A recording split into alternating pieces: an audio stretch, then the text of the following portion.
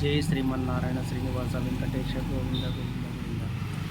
స్వామి, విషయం ఏమంటే చాలామంది ప్రతి ఒక్కరూ ఈరోజు అమావాస్య, ఈరోజు పౌర్ణమి, ఈరోజు అష్టమి, ఈరోజు మంగళవారం, ఈరోజు శుక్రవారం అని వారాల్ని చాలా వింతగా సెంటిమెంట్ పాటిస్తున్నారు. ఓకే, సరే, నీకు కడుపు నొచ్చింది, హాస్పిటల్కి పోలా, వాడు ఖర్చు పెట్టొద్దు. నేను చెప్పిన దాంట్లో ఉన్నాయి కదా, అమావాస్య, పౌర్ణమి, అష్టమి, శుక్రవారము, మంగళవారము. ఉంటావా? మరి ఒక ట్రీట్మెంట్ చేయాలా, చాలా ఎమర్జెన్సీ, సేమ్ మరి ఈరోజు చేయించొద్దు. సెంటిమెంట్ కదా.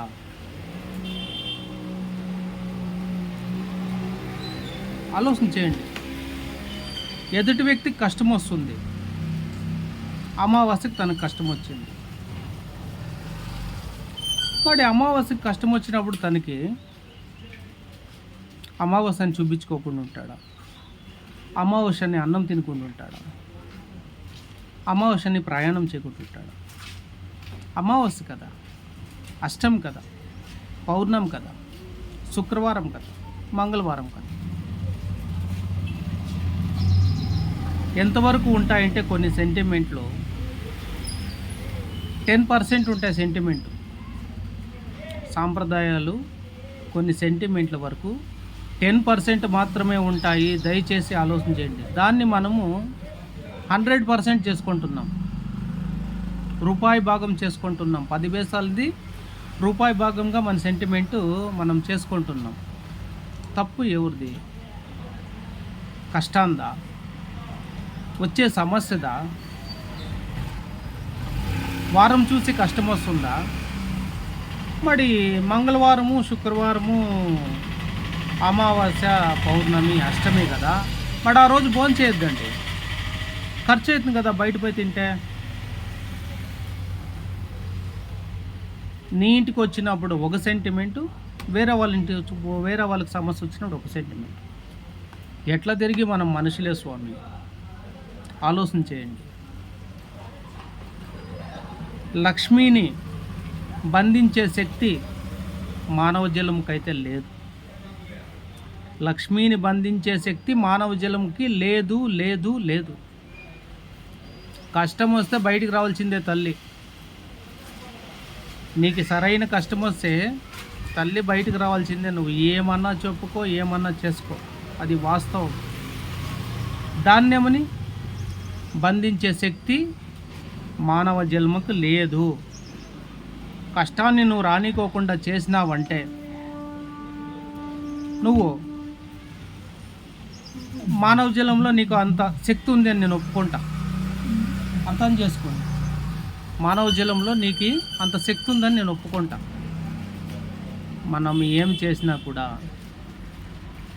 పంచభూతాలతో ఏ విషయానికి కూడా ఎండకి తట్టుకోలేవు మానవ జన్మ కాబట్టి, వానకి తట్టుకోలేవు మానవ జన్మ కాబట్టి, గాలికి తట్టుకోలేవు మానవ జన్మ కాబట్టి, ఆకాశం, నేల ఎక్కడ కూడా నీకు చేత కాదు. నిన్ను సృష్టించిన మహానుభావుడు తప్ప ఇంకా మానవ జన్మకి ఇటువంటివి లేవు, చేత కాదు, కాలేదు కూడా. ఎదుటి వ్యక్తికి సమస్య వస్తే అమావాస్య అంటావు. ఈరోజు నేను ఇయ్యను. ఎదుటి వ్యక్తికి ఆకలి అయితే నేను బియ్యం ఇయ్యను. ధాన్యమును బంధించేకి నువ్వెవరు స్వామి? ధాన్యం నీ చేతిలో పండుతుందా? ఆ తల్లి భూమిలో పండుతుంది. భూదేవి తల్లి గర్భాన పండుతుంది ధాన్యము. లక్ష్మిని బంధించేకి లక్ష్మి ఎవరు? నీ తల్లిని నువ్వు బంధిస్తావా? ఆలోచన చేయండి. ఎందుకంటే సెంటిమెంట్ అనేది ఏ రేంజ్లో ఉంది అనేది ఆలోచన చేయండి. సరే, నీ కష్టం వచ్చినప్పుడు నువ్వు లక్ష్మీని ఖర్చు పెట్టుకుంటున్నావంటే నువ్వు అమావాస్యకి, పున్నంకి, అష్టమికి, మంగళవారంకి, శుక్రవారంకి పక్కా సెంటిమెంట్ నంబర్ 1 మ్యాన్. నేను ఒప్పుకుంటా. కడుపు నొస్తే హాస్పిటల్కి పోకూడదు. బయట పోయినప్పుడు ఆకలి అయితే ఏమీ తినకూడదు. ఒక వాటర్ బాటిల్ కూడా కొనకూడదు. నువ్వు పాటిస్తున్నావు కదా. నేను బీరువాలో తిను అంట కొంతమంది. తల్లిని బంధించేకవుతుందా? చేత కాదు స్వామి, ఎవరికి చేత కాదు. సమయం సందర్భం బట్టి ప్రతి ఒక్కటి పోవాల. సమయం సందర్భం బట్టి ప్రతి ఒక్కటి రావాల. మరి మంగళవారం చనిపోతారే, శుక్రవారం చనిపోతారే, గురువారము ఇవన్నీ చేస్తావు. మంగళవారము, శుక్రవారము, అమావాస్య, పున్నమి, అష్టమి మరి జన్మిస్తారే. ఈరోజు మీరు జన్మియొద్దండి అని చెప్పు, మరి చూస్తాము. ఆపగలుగుతావా? సరే, ప్రాణం పోతుంది ఆ రోజుల్లోనే, ఆ దినాల్లోనే. ఆపగలుగుతావా? ఇది ఆపలేను నువ్వు లక్ష్మీని ఎట్లా ఆపుతావు? ఇది ఆపలేను నువ్వు ధాన్యం ఎట్లా ఆపుతావు? ఆలోచించేయి. మనకి అన్నీ సరిగా ఉన్నప్పుడు మాత్రమే మనము దీంట్లోకి నిలబడతాం. 100% ఈ విషయం. నీ దగ్గర ధనం ఉంది, నీ దగ్గర ధాన్యం ఉందంటే నువ్వు ఇవి మెయింటైన్ చేస్తావు. చెట్టు కింద ఉండేవాడు ఎక్కడ పెట్టుకుంటాడు లక్ష్మిని? ఆపుతాడా? ఆలోచించేయి. మ్యాడీలో ఉండేవాళ్ళు నేను ఆపుతా, ఎందుకంటే నీ ఇంట్లో బీరువా ఉంది. తల్లిని బంధించేది సాధ్యం కాని విషయం. ధాన్యం బంధించేది, అన్నపూర్ణేశ్వరిని బంధించేది సాధ్యం కాని విషయం. కొన్ని పరిస్థితుల వల్ల ఏదో సెంటిమెంట్కి అలవాటు పడి వాళ్ళు 10 పైసల భాగం చెప్పింటే 100 రూపాయల భాగంకి మీరు పాటిస్తున్నారు. ఏది కూడా మానవ జన్మలో ఆపడం నీ చేత కాదు. ఈరోజు బజార్కి వెళ్ళొచ్చిన పాపం ఎవరో హాస్పిటల్లో ఏదో ఇబ్బంది అయ్యి చనిపోయినారు పాపం. మరి ఈరోజు మంగళవారం చనిపోకూడదు కదా. ఆలోచించేయండి.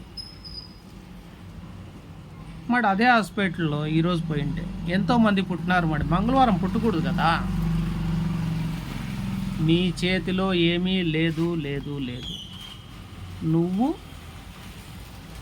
సాదా సీదా మానవ జన్మనిది. నీ ప్రాణం నువ్వు నిలబెట్టుకోనేకి నీకు టైము. నువ్వు ఈ టైంకి నేను చనిపోతాను, ఇన్ని గంటలకు చనిపోతాను, లేకోకుంటే అమావాస్య రోజు నేను పోను చెప్పు. మహానుభావుడు పిలిస్తే ఏ రోజన్నా రావాల్సిందే, ఏ రోజన్నా పోల్సిందే. సృష్టికర్త, అఖిలాండ కోటి బ్రహ్మాండ నాయకుడు ఏ టైంకి నిన్ను పంపిస్తాడో, ఏ టైం నువ్వు ఏం పని చేస్తావో ఆ పని చేసుకొని పోవాల. ఎలా ఉంటుందంటే పొద్దు పుట్టి పొద్దు మునిగే వరకే. కన్నులు మూస్తే నిద్ర, కన్నులు తెరిస్తే జన్మ. కన్నులు తీసినావంటే జన్మ, కన్నులు మూసినావంటే మరణం. ఇదే మానవ జీవితం. మిగిలినవన్నీ మన జీవితాల్లో ఎక్స్ట్రాలే. అది ఎట్లుంటుందంటే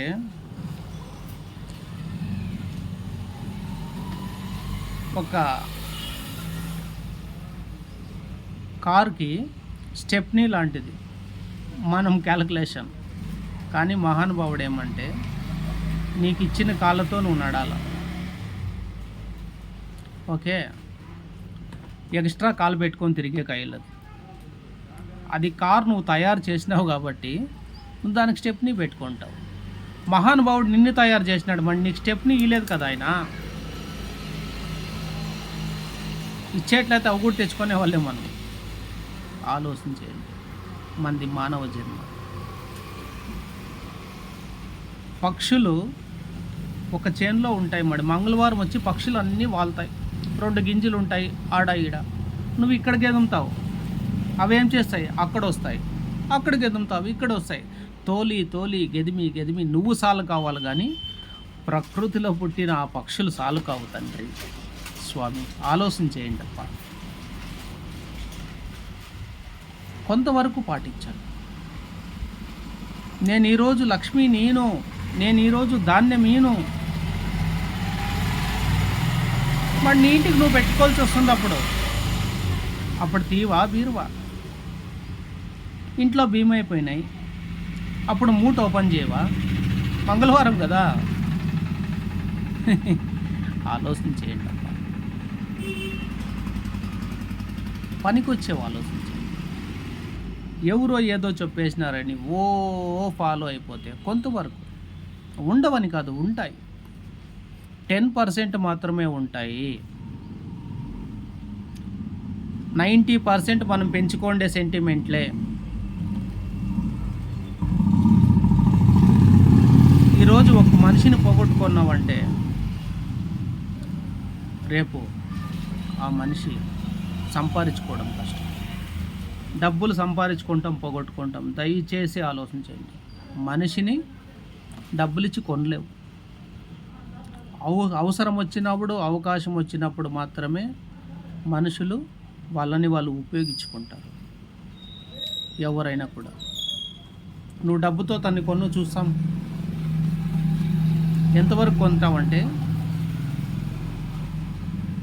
నీ ముందర నటించే దానికోసం నువ్వు వాడిని కొనగలవు. నీ ముందర నటించే దానికోసం, వాని అవసరం కోసం నీతో నటిస్తాడు. నేను అమ్ముడిపోతాను కూడా అంటాడు. ఎందుకంటే వాని అవసరం అట్లుంటుంది. ఆ అవసరం తీరాక వేరే ఉంటుంది. వాని దగ్గర అదే డబ్బులే వస్తే అప్పటికి ఆలోచించండి. ప్రతి ఒక్కరికి ఒక సమయం అది తిరుగుతూ ఉంటుంది, ఒక చోట ఉండదు. ఒకరిని ఎగతాళి చేసినా, ఒకరిని అవమానించినా, ఒకరిని చిన్నచూపుగా చూసినా అది వస్తూనే ఉంటుంటాయి. ఈరోజు వాడు సున్నాలో ఉన్నాడు, రేపు నువ్వు సున్నాలో ఉంటావు. ఇది వాస్తవం. బతికినంత వరకే మనం ఇవన్నీ. ప్రాణం పోయిన తర్వాత ఈ శరీరంకి విలువ లేదు. ఈ శరీరం ఉన్నంత వరకే ఇవన్నీ. సరైన మార్గాన్ని నడచండి, 10 మందిని నడిపించండి, 10 మందికి మేలు చేయండి. మానవ జాతిని మానవ జాతే కాపాడండి. ప్రతి వీడియోలో చెప్తాను. నేను చెప్పిన విషయం నిజమైతే నలుగురికి పంపించండి. నేను చెప్పింది తప్పైతే ఈ వీడియో ఆటకే స్టాప్ చేసుకోండి. అంతా మీ వరకే వదిలేస్తాను. ఈ ఛానల్ పెట్టింది టైంపాస్కి అయితే కాదు. దయచేసి ప్రతి ఒక్కరూ వాళ్ళకు వచ్చిన సిచ్యువేషన్లో ఏదో ఒక సమయం వాళ్ళకి ఉపయోగపడుతుంది, అర్థం చేసుకుంటారు అనే ఒక్క దీంతో మాత్రమే నేను ఈ ఛానల్ని చేసినాను. ఎందుకంటే ఇంకా చాలా విషయాలు ఉన్నాయి, చెప్తా ఉంటే వస్తూనే ఉంటాయి. కానీ నేను చెప్పిన ప్రతి వీడియోలో ప్రతి మనిషికి ఎక్కడో ఒక అక్కడ అది టచ్ అవుతుంది. నేను చెప్పిన విషయం ఖచ్చితంగా ప్రతి ఒక్క మనిషికి ఎక్కడో ఒక్కడ తనకంటూ అవకాశం వచ్చినప్పుడు ఆ చెప్పిండేది నిజమని నన్ను గుర్తిస్తారు, ఖచ్చితంగా గుర్తిస్తారు. అది నాకు తెలుసు. ఎందుకంటే పుట్టక నాకు తెలియదు, ఆ మహానుభావుని చావు విషయం నాకు తెలుసు. ఎన్ని కష్టాలు పడి చనిపోతారు, చనిపోయిన తర్వాత పరిస్థితి ఏమి, చూసేవాళ్ళు లేరు, ఎత్తేవాళ్ళు లేరు, కార్యాలు చేసేవాళ్ళు లేరు. అప్పుడు అనుకుంటారు నేను ఒక విషయం చెప్తాను. నాది ఒక బండి ఉంది, ఆ బండి తిరిగేంత వరకు దానిపైన జమ్మని తిరుగుతాను. ఆలోచించండి బాగా.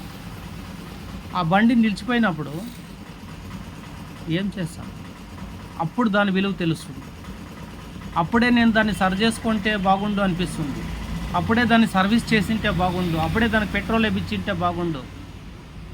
అప్పుడే దాన్ని నీట్గా పెట్టుకుంటే అది నన్ను ఇప్పుడు కాపాడుతాండే. నేను చేసింది ప్రయోజనం లేకుండా పోయా, ఇప్పుడు నేను ఈ పొద్దు ఈ బాధపడతానని ప్రాణం పోయేటప్పుడు తెలుసుకొని ప్రయోజనం లేదు. ప్రాణం ఉన్నట్లే, మన బుద్ధి ఉన్నట్లే నలుగురికి ఉపయోగపడతాం, నలుగురికి మంచి చేస్తాం. జై శ్రీమన్నారాయణ శ్రీనివాస వెంకటేశ గోవింద గోవింద.